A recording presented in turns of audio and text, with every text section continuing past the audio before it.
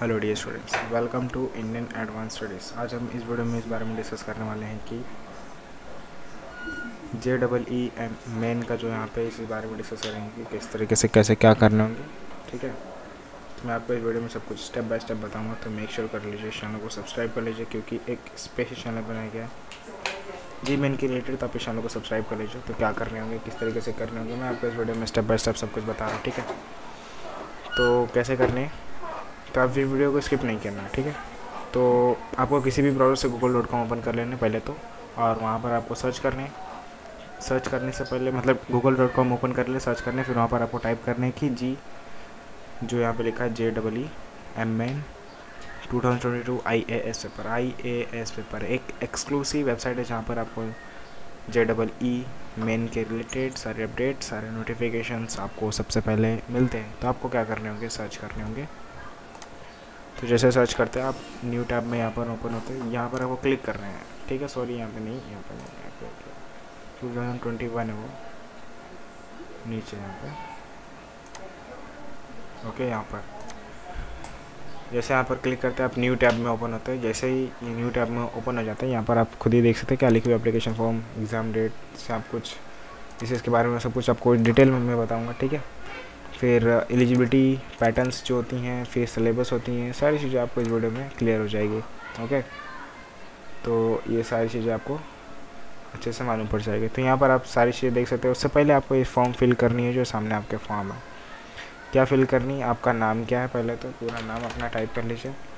आपका email address क्या है, अपना ईमेल एड्रेस यहाँ पे टाइप कर लेना। तो जो भी आपके ईमेल एड्रेस होंगे, अपना ईमेल एड्रेस टाइप कर लेना। आपको कॉन्टैक्ट नंबर यहाँ पर टाइप कर लेना। आपका स्टेट टाइप करना है, कौन से स्टेट से हैं आप, जिस किसी भी स्टेट से होंगे उस स्टेट को यहाँ पर सेलेक्ट कर लेने होंगे।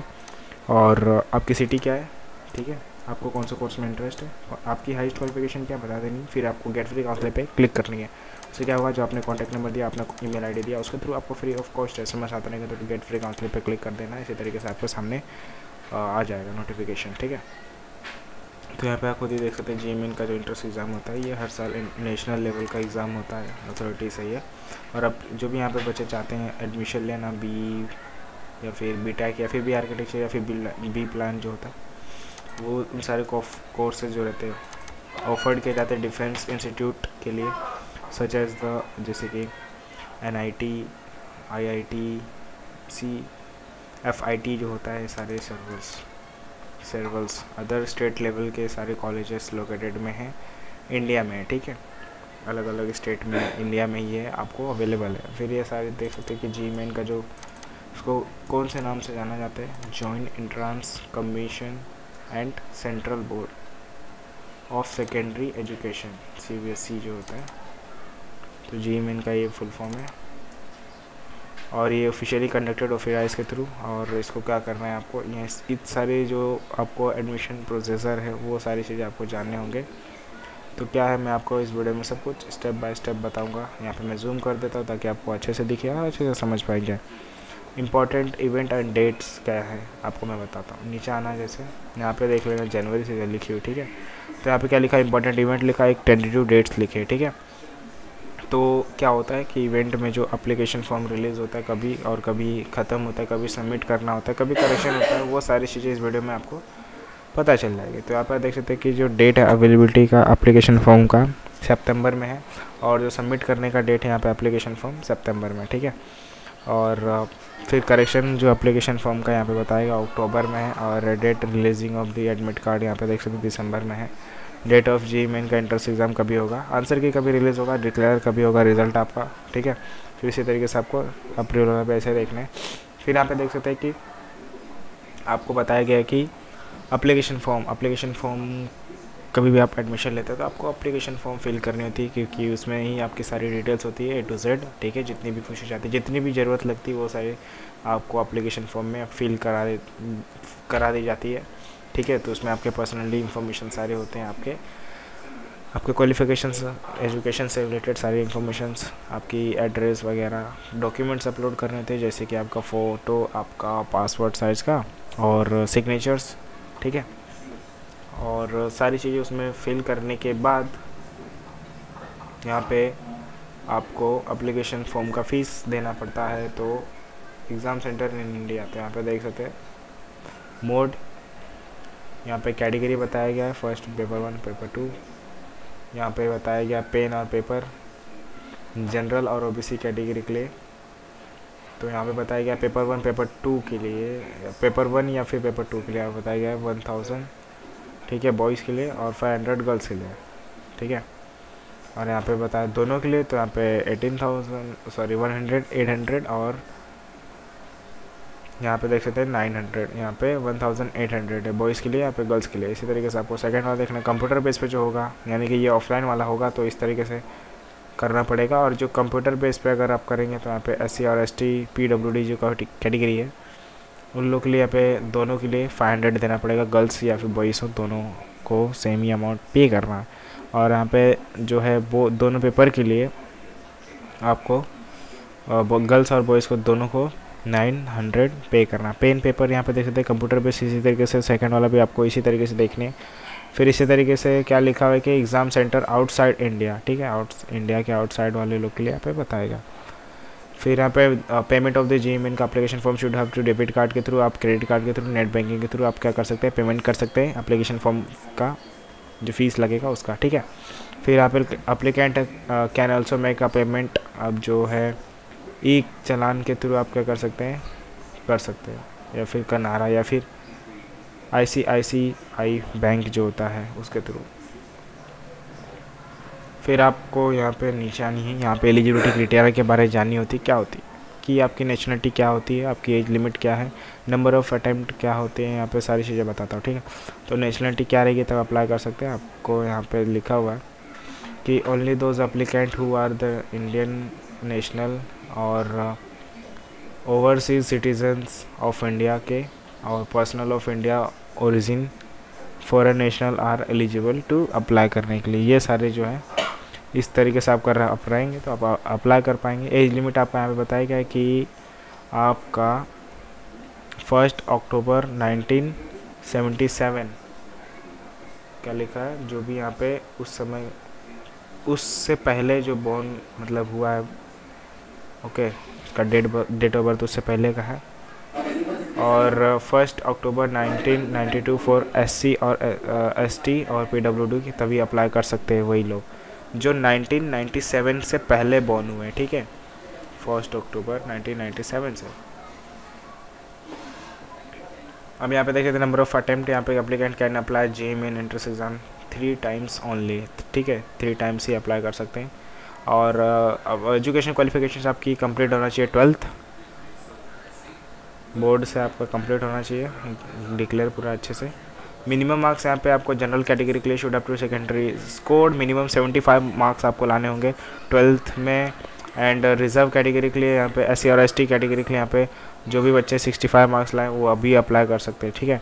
मॉनिटरी यहाँ पे सब्जेक्ट देख सकते हैं कि applicant must have to completed 12th आपका होना चाहिए मिनिमम।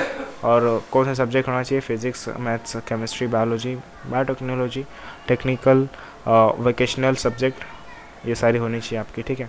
फिर नेक्स्ट यहाँ पे एग्ज़ाम पैटर्न्स पे आ जाते हैं, जो यहाँ पे आपको नंबर ऑफ़ पेपर्स यहाँ पे बताते हैं कि 2 पेपर्स होंगे फर्स्ट में, और सेकंड यहाँ पे लिखी हुई है फर्स्ट जो यहाँ पे BTech कोर्स एडमिशन, यहाँ पे सेकंड जो है होगा B आर्किटेक्चर के लिए, B प्लानिंग के लिए, ये सारे कोर्सेज़ के लिए। फिर यहाँ पे जो मोड होगा एग्ज़ामिंग का कंप्यूटर बेस पे होगा, यानी कि ऑनलाइन मोड से होगा, और यहाँ पे लिखा ऑफलाइन मोड से भी होगा, ठीक है, दोनों में से जो भी यहाँ पे लिखी हुई है।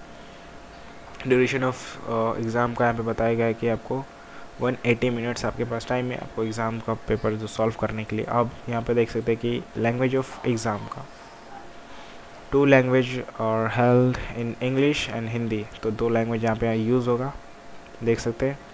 पेपर 1 ऑल्सो गुजराती लैंग्वेज, तो गुजराती लैंग्वेज वाला भी यहाँ पे देख सकते हैं कि होगा exam centre like Gujarati, Daman and Diu and Dadra and Nagar Haveli, ये क्या है, तो ये सारे जो सेंटर नेम बताए गए एग्ज़ाम सेंटर गुजराती के। और टाइप्स ऑफ क्वेश्चंस यहाँ पे देख सकते हैं कि मल्टीपल चॉइस आपके क्वेश्चन पेपर आते हैं ओनली। और मार्किंग स्कीम यहाँ पे देख सकते हैं कि आपको यहाँ पे 4 मार्क्स मिलेंगे अगर आपने करेक्ट लिखा मार्किंग स्कीम जो क्वेश्चन रहते हैं। नेगेटिव मार्किंग यहाँ पे आपको जो है यहाँ पे लिखा है 1 मार्क्स आपको डिडक्ट कर दिया जाएगा अगर रॉन्ग निकला तो। फिर यहाँ पे पेपर 1 के लिए देख सकते हैं इसी तरीके से बताया गया है यहाँ पे कि mode of examination online mode से होगा, return test paper and paper based पे होगा, ऑनलाइन ऑफलाइन दोनों मोड से होगा। टाइप्स ऑफ क्वेश्चन यहाँ पे मल्टीपल चॉइस सब्जेक्ट यहाँ पे आपका रहेगा जो फिजिक्स केमिस्ट्री मैथ्स में और पेपर फर्स्ट में, ठीक है। और टोटल मार्क्स यहाँ पे आपको जो है 120 मार्क्स के लिए यहाँ पे रहेगा ईच सब्जेक्ट, पर सब्जेक्ट पे टोटल नंबर ऑफ क्वेश्चन यहाँ पे देख सकते हैं 30 क्वेश्चन यहाँ पे। फिर सेकंड में भी इसी तरीके से है, ठीक है। फिर यहाँ पे जी मेन का जो सिलेबस है कैसे किस तरीके से करना मैं बताता हूँ। यहाँ पे देख सकते हैं कि पहले सब्जेक्ट लिखा हुआ है कि फ़िज़िक्स है, तो फिज़िक्स में सारे जो आपको चैप्टर हैं ये सारे चैप्टर आपको सिलेबस में है, तो ये सारे चैप्टर ही आपको सारे पढ़ने हैं, ठीक है। जाके बाकी जो एक्स्ट्रा है उसको नहीं। मैथ्स कहाँ पे देख सकते हैं, मैथ्स कहाँ पे इसी तरीके से complex number sequence of series function limit सब कुछ यहाँ पे इसी तरीके से पढ़ने हैं। फिर केमिस्ट्री का भी इसी तरीके से बताया गया है, chemical equilibrium in physical chemistry, chemical bonding, reduction reaction, electrochemical coordination chemistry, ये सारे जो है थर्मोडायनेमिक्स सब कुछ आपको क्या करना है, यही चैप्टर आपको स्टडी करने हैं ताकि आपको एग्ज़ाम में अच्छे मार्क्स आ सके, ठीक है। फिर प्रिपरेशन टिप्स कैसे आपको जो है मतलब क्या ये कि आपको एग्ज़ाम में अच्छे से जो अच्छे मार्क्स लाने होंगे, ठीक है। तो उसके लिए एक टिप्स है, ये टिप्स को फॉलो करते हैं, ये रूल्स है, इस रूल्स को फॉलो करते हैं तो आपको एग्ज़ाम में अच्छे मार्क्स जो है ला पाएंगे, ठीक है। तो आपको जो है ये सारी चीज़ें करनी होगी किस तरीके से। पहले आपको इन्फॉर्मेशन होनी चाहिए कि आपका एग्ज़ामिंग का जो पेपर पैटर्न है वो और सिलेबस, आप पढ़ने से पहले ये सारी चीज़ों के बारे में मालूम होनी चाहिए। दो चीज़, एग्ज़ाम पेपर पैटर्न और सिलेबस, ठीक है। फिर एप्लीकेंट है must have to get study materials, studies के रिलेटेड जो सारे मटेरियल्स होते हैं, जो paper pencil paper 20 books 21 guide notebooks text book और जो रिलेटेड उसके सारी चीज़ें रहती है वो सारी चीज़ें आपको लेने ताकि आपको जो है एडवाइस और अच्छे से मिल सके और सारी चीज़ें आप अच्छे से कर सकते बेटर अंडरस्टैंडिंग के लिए। यहाँ पे देख सकते हैं कि applicant should have to study daily, आपको करने होंगे पढ़ाई अच्छे मार्क्स लाने के लिए, ठीक है। तो आपको डेली जो है mock test question paper solve करने हैं ऑफिशियली वेबसाइट के थ्रू। और यहाँ पर देख सकते हैं प्रिपरेशन जो है अच्छे से प्रिपेयर करने के लिए आपको कुछ जो है नोट्स बनाने होंगे, आपको नोटबुक में सारे जो है हार्ड फार्मूलास सब कुछ यहाँ पे आपको टाइप करने होंगे, ठीक है। और यहाँ पर सारी चीज़ें देख सकते हैं कि टाइम एंड स्टडी को फॉलो करते हुए आपको सारी चीज़ें करने हैं। Applicant should have to also watch कुछ वीडियो आपको देखने हैं यूट्यूब के थ्रू या फिर और किसी के थ्रू ताकि आपको अच्छे से और समझे, बेसिक कॉन्सेप्ट के थ्रू आपको स्टार्ट करने हैं आपके स्टडी ताकि आपको और अच्छे से समझ में आ सके, ठीक है। और applicant who have to good knowledge understanding, आपको क्या करना है, जब भी एकदम स्टार्टिंग से शुरू करते हैं तो आपको अच्छे से उस चीज़ के बारे में अच्छे से पूरी नॉलेज होना चाहिए, तभी आपको आगे बढ़ना है। फिर अंडरस्टैंडिंग और उस चीज़ के बारे में और मालूम करना फिर आगे बढ़ते रहना, स्कोर अच्छा लाएंगे तब आ सकते हैं, ठीक है। फिर ये सारी चीज़ें आपको डेली फॉलो करनी है, आपकी स्टडी करनी है, आपको पेपर पैटर्न बनाना, आपको टाइम टेबल बनाना है, उस टाइम टेबल को रोज़ डेली फॉलो करना है, उस टाइम पर आपको एक्सरसाइज क्या करना है सब कुछ। और ये सारी चीज़ों को फॉलो करते हैं तो आपके एग्ज़ाम में अच्छे मार्क्स आएंगे 100%। अब यहाँ पे देख सकते हैं एडमिट कार्ड। एडमिट कार्ड कहाँ से मिलता है, ये आपको एग्ज़ाम सेंटर में जाने के लिए आपको एडमिट कार्ड ऑनलाइन मोड से मिलेगा। कहाँ से, जी मेन का जो ऑफिशियली वेबसाइट है वहाँ से।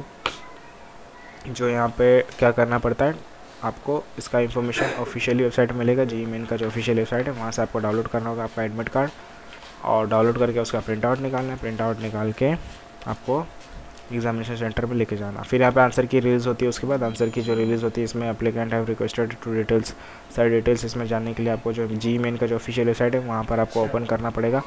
इसके थ्रू आप क्या देख सकते हैं, अपना आंसर की देख सकते हैं कि आपका कौन से जो है क्वेश्चन के कौन सा आंसर राइट है, किस तरीके से क्या करने होंगे, आपको सब कुछ पता चल जाएगा इस वीडियो में, सब कुछ स्टेप बाय स्टेप। और मतलब जब चेक करेंगे तो खुद भी आपको देख सकेंगे कि कैसे किस तरीके से क्या किया गया है, तो आप आंसर की चेक कर पाएंगे, ठीक है। उसका भी पेमेंट भी लगता है शायद अगर आप लेट कुछ करते। तो यहाँ पे रिज़ल्ट देख सकते हैं कि उसके बाद डिक्लेयर हो जाती है, उसमें आप रिज़ल्ट चेक कर पाते हैं कि आपके जो है कितने मार्क्स कितने आपने स्कोर लाए हैं, उसमें आप पता चल जाएगा आपको, ठीक है।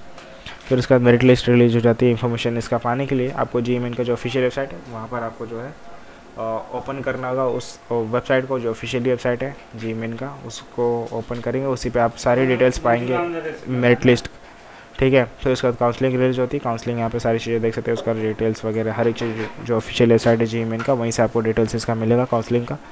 और वहाँ पे हर एक चीज़ें जो अवेलेबल रहेगा, किस तरीके से क्या करना है, कब क्या होने वाले, कि कौन सिलेक्शन प्रोसेसर में कौन अभी कितने अच्छे मार्क्स लाए तो कौन क्या करने वाले, यहाँ पे सारी चीज़ें बताई जाती है। और जो इसका डॉक्यूमेंट्स वेरिफिकेशन के लिए कुछ रिक्वायरमेंट डॉक्यूमेंट्स है, ये डॉक्यूमेंट्स आपके पास होने चाहिए। क्या है वो?